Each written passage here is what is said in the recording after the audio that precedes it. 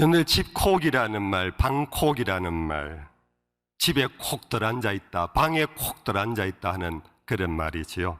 이런 비대면이 과연 좀 고상한 말로 사회 거리두기 운동이 과연 코로나 바이러스로부터 안전할까? 상당한 효과는 보리라 생각합니다.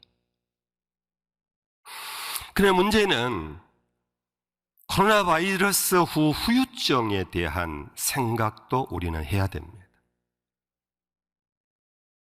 적지 않은 사람들이 지금 우울증에 심리 치료를 받아야 할 사람이 많아지고 있습니다. 시당국에서 코로나 바이러스의 증세가 있으면 바로 보건소로 등등으로 연락하라 하는 전화번호와 함께 심리 치료가 필요한 자를 위하여서 시당국에서 동일한 전화번호를 함께 공지하고 있다는 것입니다. 괜히 답답합니다. 괜히 누가 이상한 사람 지나가면은 내가 그 사람 비말을 내가 마셨는가 하면서 한동안 여러분들 불안해하고 있습니다. 뭔가 모르게 여러분들 커피를 한 잔 마셔도 우리가 몸이 조금 이렇게 열기가 오르잖아요. 그런데 좀 이렇게 민감하신 분들 다 느낄 거예요. 저는 좀 그래요. 커피 한 잔 마시면 술 마셔본 경험은 없지만 술 마신 사람처럼 뭔가 이렇게 열이 올라요. 여러분들 그러면은 순간에 불안해집니다.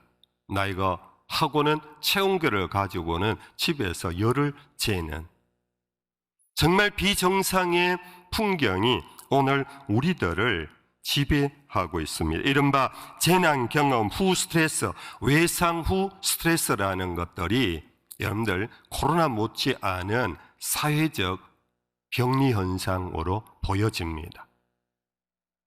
오히려 비대면하고 오히려 거리를 둠으로 오히려 더 고독해집니다. 더 외로워집니다. 가정에서 부부조차도 웬만하면은 대화를 줄입니다. 이 얼마나 비정상의 모습입니까?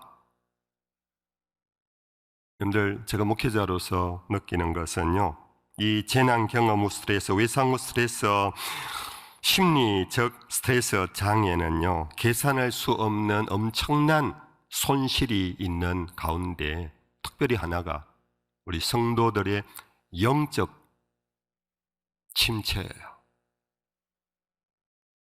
2월 24일 주일 갑자기 주일 예배를 드리지 않는다.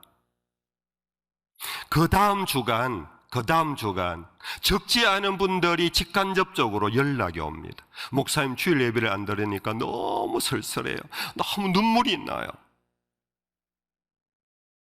어느 은퇴 권사님께서는요, 주일 오후에 와가지고 교회 마당에 앉아 계시다가서요, 권사님 여기서 뭐 하십니까? 그랬으니까 목사님 오늘 주일날 제가 늘 오던 일부 예배 못 오고요, 집에서 있자니 너무 힘들어서 교회 마당이라도 밟고 가려고 오셨대요. 그런데 2주째 지나니까 줄어들어요. 지난 3주째 지나고 난 다음에는 별로 얘기가 없어요. 과연 여러분들 우리가 언제 완전히 정말 공예배가 그리고 정상적인 교회로 돌아올지 모르겠는데, 그때 여러분들 이전처럼 바로 100% 교회가 회복될까? 저는 걱정이 많아요. 문 다 열었습니다. 여러분들 이제는 마음껏 오셔도 됩니다 할 때요, 여러분들 이전에 우리 성도들이 100% 그대로 올까? 여러분들 어떻게 생각하세요?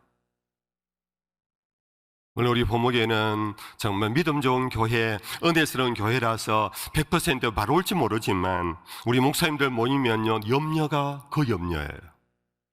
이제는 벌써 석관화가 되고, 교회 안 와도 되는 석관화, 헌금 안 해도 되는 석관화, 봉사 안 해도 되는 석관화, 이것이 재난 경험 후 스트레스, 외상 후 스트레스 장애로, 영적 장애로 자리 잡을까? 그런데 이것이 코로나 바이러스에 감염되는 것 못지않은 손실이라는 것도 우리가 생각해 봐야 합니다. 본문에 나온 믿음의 사람이 자기가 경험했던 혼란에서 이러한 시로 자기 믿음을 표현하고 있습니다. 2절 3절입니다. 같이 한번 읽어보겠습니다. 나는 여호와를 향하여 말하기를 그는 나의 피난처요 나의 요새요 내가 의뢰하는 하나님이라 하리니 이는 그가 너를 새 사냥꾼의 올무에서와 심한 전염병에서 건지실 것임이로다. 이 믿음의 사람은요, 나는 여호와를 향하여 말하기를 어떻게 말하고 있습니까? 당신은 나의 예비를 받으시는 분, 당신은 나의 헌금을 좋아하시는 분, 당신은 나의 찬송을 즐겨 들으시는 분, 이런 예배와 절기와 상관되는 그런 표현을 한 것이 아니라는 겁니다. 이 사람은 많은 환난이 있었던 것 같습니다. 어려움이 있었던 것 같습니다. 다윗의 표현으로 치면 사망의 엄침한 골짜기에 수없이 빠졌던 경험이 있었던 것 같습니다. 그 경험에서 그는 하나님을 그곳에서 만났습니다. 그래서 그는 여호와를 향하여 말하기를 당신은 나의 피난처입니다. 나의 요새입니다. 나의 의뢰하는 하나님입니다. 우리의 가슴에서 우리의 입에서 이런 고백을 할 수 있는 믿음의 교회가 되기를 소망합니다.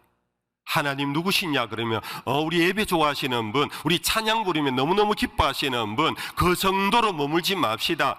나의 하나님은 내 일상에, 나의 삶의 현장에서 내가 어려운 일을 당할 때 그분은 나의 피난처가 되는 분이라고, 그분은 나의 목자가 되는 분이라고, 그분은 나를 지키는 요새가 되는 분이라고, 내가 어려울 때 내가 부르면 그분이 나에게 달려오시는 내가 의뢰하는 분이라고, 그분은 저 셋째 하늘에 계신 분이 아니라 예배당에서 우리가 오는 것 기다리는 분이 아니라 내 삶에 따라다니면서 나의 모든 것을 아시며 살피시며 나의 피난처요 요새이며 내가 부를 때마다 나를 받아주시는 나의 목자라고 하는 이 고백이 오늘 이 시인의 고백 속에서 나오고 있습니다.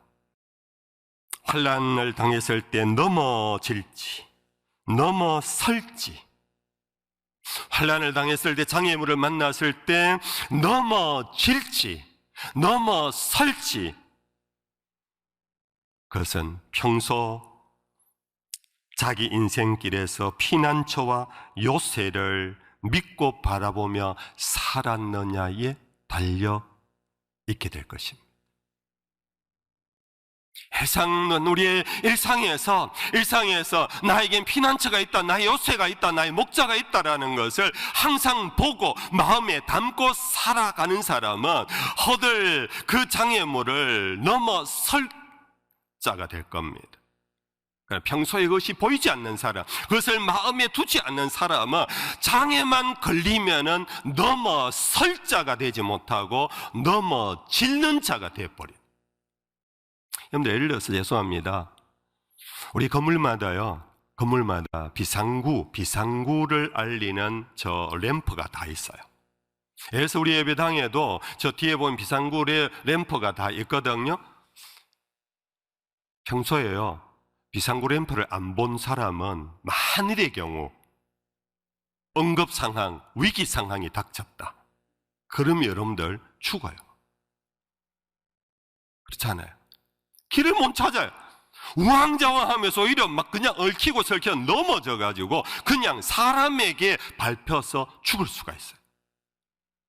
평소에 비상구를 늘 마음에 두고 어디에 있다라는 것을 보고 기억하는 사람은 119 사태가 나면요, 여러분들 거기를 바로 찾아 나갈 수 있기 때문에 여러분들 평소에 마음에 불안이 없는 거예요.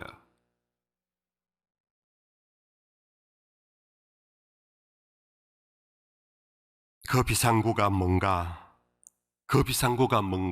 오늘 본문 1절에 그 비상구를 우리에게 가르쳐 주고 있습니다. 우리 1절 같이 한번 읽어보겠습니다. 1절입니다. 지존자의 엄밀한 곳에 거주하며 전능자의 그늘 아래에 사는 자여. 지존자의 엄밀한 곳. 구약시대 때 지존자의 엄밀한 곳은 바로 성막을 의미합니다. 지성소를 의미해요.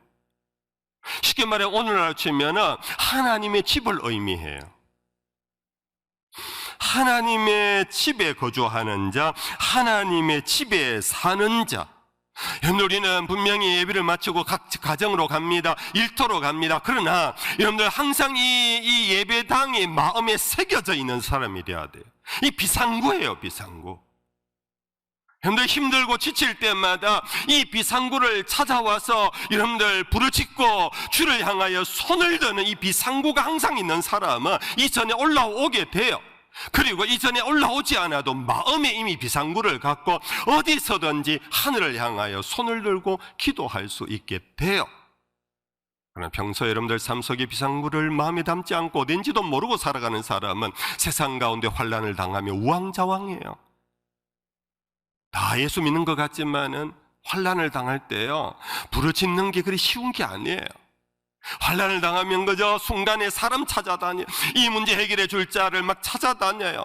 궁기를 막 해요. 안 그러면 막 원망해요, 불평해요, 막 그냥 자멸해버려요. 참된 믿음은 환난을 당했을 때 비상구를 볼 줄 아는 사람, 그것을 향하여 올라올 줄 아는 사람, 거기에 구원의 길이 있다라는 것을 알고 찾을 줄 아는 사람. 여러분들, 구약에 보면 다윗이 성전을 짓기를 원했지만 하나님의 허락을 받지 못하고 다윗이 준비해둔 건축 자재를 갖고 아들 솔로몬이 성전을 건축했습니다. 아시지요? 솔로몬이 아버지가 물려준 유산을 가지고 예배당을 짓고 난 다음에 입당하면서 부른 찬송과 기도가 있어요. 하나님이 참으로 땅에 거하시리까? 하늘과 하늘들의 하늘이라도 주를 용납하지 못하겠거든 하물며 내가 건축한 이 성전이오리까? 그러나 내 하나님 여호와의 주의 종의 기도와 간구를 돌아보시며 이 종이 오늘 주 앞에서 부르짖음과 비는 기도를 들으시옵소서. 주께서 전에 말씀하시기를 내 이름이 거기 있으리라 하신 곳 이 성전을 향하여 주의 눈이 주야로 보시오며 주의 종이 이곳을 향하여 비는 기도를 들으시옵소서. 솔로몬이 성전을 낙성식을 헌당식을 하면서 이 성전에 하나님이 거하시겠습니까? 하늘의 하늘이라도 하나님의 존재를 감당 못하는데 사람이 지은 건축물이 있겠습니까? 많은 하나님이 약속하셨습니다. 내 이름을 두는 곳, 그곳을 향하여 비는 자의 기도를 들으시겠다고 약속하셨습니다. 할렐루야. 그래서 만약 하면서 네 가지 네 다섯 가지 경우의 수를 두고 솔로몬은 기도하는 중에 37절 이하에 이런 내용이 나옵니다. 만일 이 땅에 기근이나 전염병이 있거나 곡식이 시들거나 깐부기가 나거나 메뚜기나 황충이 나거나 적국이 와서 성읍을 에워싸거나 무슨 재앙이나 무슨 질병이 있든지 막론하고 한 사람이나 혹 주의 온 백성 이스라엘이 다 각각 자기의 마음의 재앙을 깨닫고 이 성전을 향하여 손을 펴고 무슨 기도나 무슨 간구를 하거든 주는 계신 곳 하늘에서 들으시고 사하시며 각 사람의 마음을 아시오니 그들의 모든 행위대로 행하사 갚으시옵소서. 주만 홀로 사람의 마음을 다 아심이니이다. 만일 이 땅에 기근이, 전염병이, 이 땅에 황충이, 이 땅에 전쟁이, 온갖 재앙이 임할 때에 어떤 사람이 깨닫고, 아니 이스라엘이 다 깨닫고 이 성전을 향하여 손을 들고 기도할 때에 주는 계신 곳 그곳에서 들으시고 우리의 기도를 들으시고 사하여 주시옵소서. 해결해 주시옵소서. 고쳐 주시옵소서. 우리 장로님, 권사님, 안수 집사님들, 우리 교육자 성도 여러분들이요, 오늘 우리가 이러한 염려와 걱정 중에도 오늘 이렇게 모여 함께 예배드리는 까닭은 바로 이곳이 여호와의 이름이 새겨진 곳, 하나님이 내 이름이 있는 곳에서 내가 너희의 기도를 들으시겠다고 한 그 약속을 믿기에 오늘도 이 성전을 사모하며 주의 여호와의 엄밀한 곳, 여호와의 전능자의 그늘을 향하여 올라온 줄로 믿습니다. 이 믿음으로 오늘 우리만이 아니라 지금 우리 인터넷 예배를 통하여 영상 예배를 통해 드린 모든 우리 성도들이 이 성전을 향하여 마음의 손을 열고 구할 때에 하늘에 계신 하나님이 반드시 우리의 기도를 들으시고 용서하시고 사하여 주실 줄로 믿읍시다. 이런 확신이 있는 자는 손을 들고 기도할 때에 오늘 본문에서 시인은 반드시 응답하실 것을 그의 경험을 통하여 이렇게 표현하고 있습니다. 우리 3절에서 7절까지 우리 다 같이 한번 읽어보겠습니다. 시작. 이는 그가 너를 새 사냥꾼의 올무에서와 심한 전염병에서 건지실 것임이로다. 그가 너를 그의 기수로 덮으시리니 내가 그의 날개 아래에 피하리로다. 그의 진실함은 방패와 손방패가 되시나니 너는 밤에 찾아오는 공포와 낮에 날아드는 화살과 어두울 때 퍼지는 전염병과 밝을 때 닥쳐오는 재앙을 두려워하지 아니하리로다. 1000명이 내 왼쪽에서 10,000명이 내 오른쪽에서 엎드러지나 이 재앙이 내게 가까이 하지 못하리로다. 아멘. 할렐루야. 하나님은 반드시 어제나 오늘이나 동일하신 살아계신 하나님이시기에 이 믿음의 시인이 고백했던 이 고백대로 그가 경험했던 하나님이 오늘 또 우리의 하나님이 되시는 줄로 믿습니다. 이제 끝으로 여러분들, 그러면 위험을 만날 때에 주여 믿습니다 하고 이 기도 젖으로 모여들기만 하면은 되는가? 거꾸로 위험이 닥쳤을 때 피하거나 도망치는 것은 불신앙인가? 사실 여호와는 나의 목자시니 라고 고백했던 다윗도요 도망자였습니다. 사울을 피해서 도망쳤어요. 사울이 창 들고 던질 때에 막 던지면 던져봐라, 막 죽으면 죽겠다 하고 그렇게 그냥 있지 않았어요. 도망쳤어요. 그것도 한두 번이 아니에요. 하루 이틀이 아니에요. 수년을 도망쳤어요. 쫓아오면 또 도망치고 이 골짝 저 황무지 저 굴로 숨어들었어요. 그곳에서 다윗이 노래했어요. 여호와는 나의 피난처라고. 도망하면서도. 여러분들 아시는 대로 예수님께서 탄생하셨을 때 헤롯 임금이 동방박사 얘기를 듣고는 유아 살해 명령을 내렸을 때 예수님의 부모들은 예수님을 안고 애굽으로 피신해 간 것을 아실 것입니다. 하나님의 아들을 낳은 어머니가 뭐가 무서워서 도망을 치냐? 천군 천사를 보내서 지켜줄 건데 그럴 수 있지 않겠습니까? 그러나 마리아도 요셉과 함께 아기 예수를 안고 애굽으로 피신했어요. 여러분들, 초대교회 성령이 충만한 오순절에 그 역사가 일어났을 때 처음에는 너무너무 좋았어요. 함께 모여 주일마다 매일 모여서 여러분들 떡을 떼며 주를 찬송하던 그들이 예루살렘 교회가 박해가 시작되자 그들은 다 뿔뿔이 흩어졌어요. 사마리아로 갔어요. 안디옥으로 갔어요. 온 사방으로 흩어졌어요. 그들은 도망을 칠 수밖에 없었어요. 불신앙으로 도망을 쳤느냐? 아닙니다. 오히려 그 일을 통하여 그들은 사마리아의 선교가 시작하게 되고 이방 땅에 선교사로 가게 되었어요. 우리는 피하고 도망친다고 해서 불신앙이다, 지금 믿음 없다, 가짜다, 죽정이다 그렇게 말할 필요는 없습니다. 그것을 통하여 또 다른 하나님의 섭리가 작용할 수도 있기 때문입니다.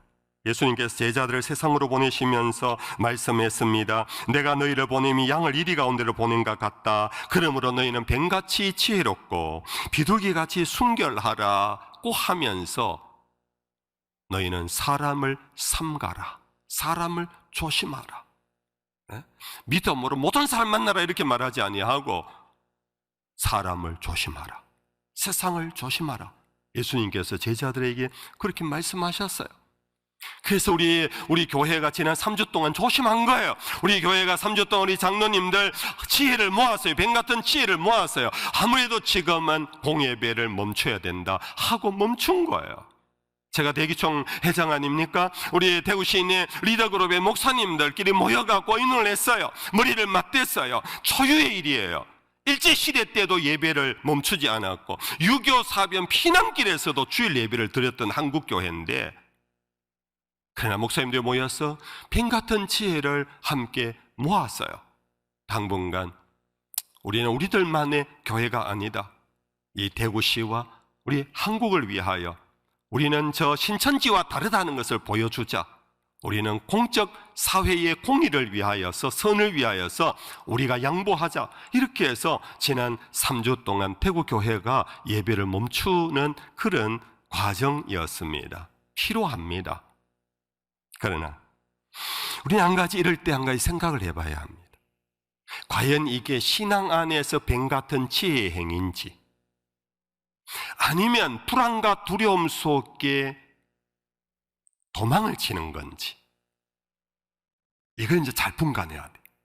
이걸 분간하지 않고 그냥 믿음 없이 막 불안해서 도망을 치고는 내가 뱀 같은 지혜자였다라는 자기 위장을 하고 있는 건 아닌지, 이거 분명히 생각해 봐야 돼. 정직하게 생각해.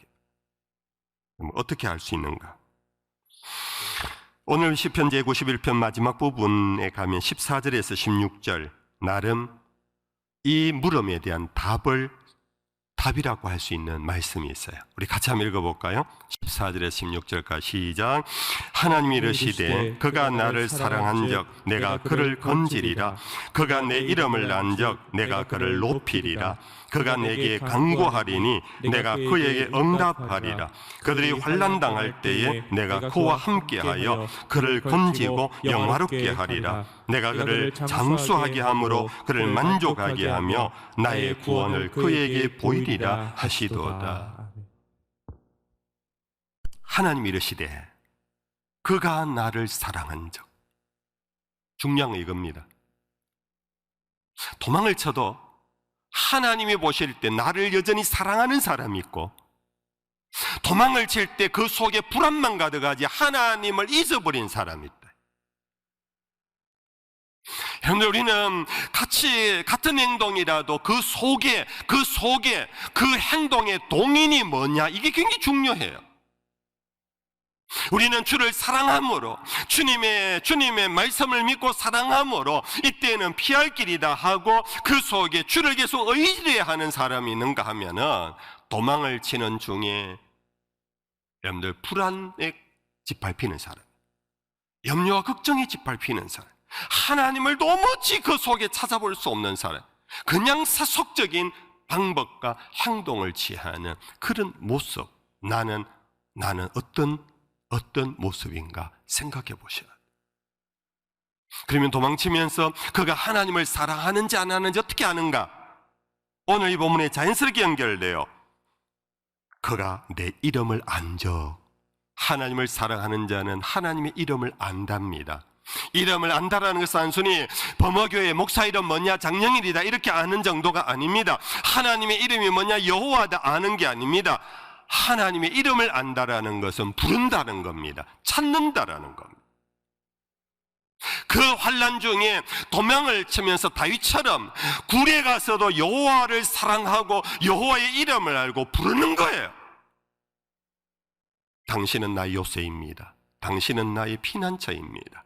내가 이 굴에 있어도 이 굴이 나의 피난처가 아니라 하나님 당신이 나의 피난처인 줄로 믿습니다.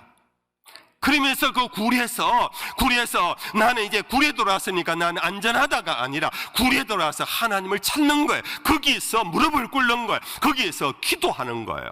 그래서 그 다음 말씀 15절에 그가 내게 간구하리니, 이게 세 가지 연결되는, 사랑하고 이름을 알고 간구하는 거예요. 이해가 되십니까?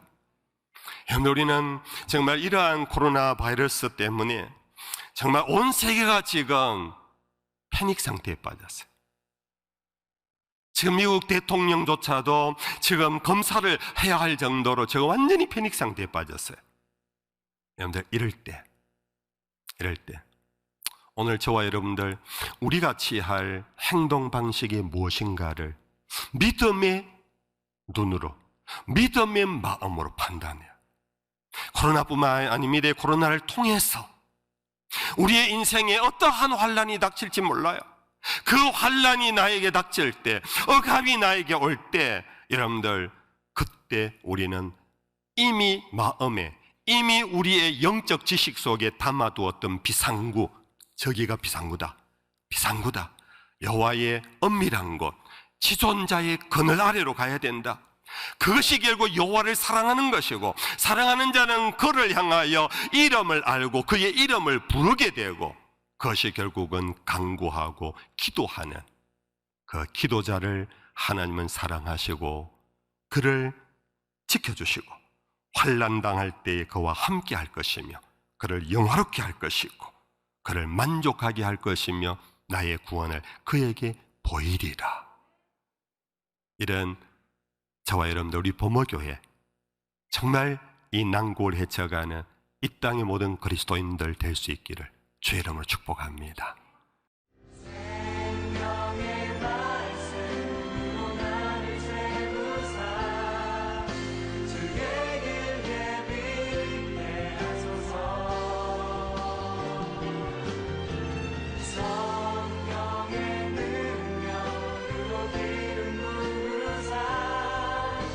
to